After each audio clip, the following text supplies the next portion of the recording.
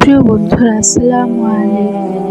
আজকে আমি আপনাদের শোনাবো সহিহ বুখারীর 481 নম্বর হাদিস।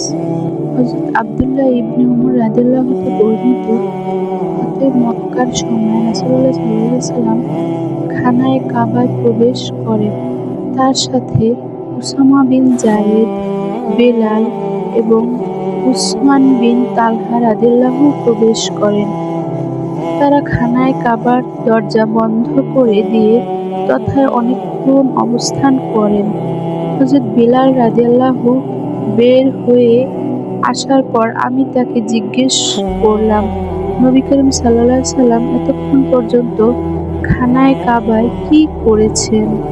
তিনি বললেন, হুজুর সাল্লাল্লাহু আলাইহি সাল্লাম একটি খুঁটি ডান দিকে, অপর একটি খুঁটি বাম দিকে এবং 3টি খুঁটি পেছনে রেখে তথায় নামাজ আদায় করেছেন।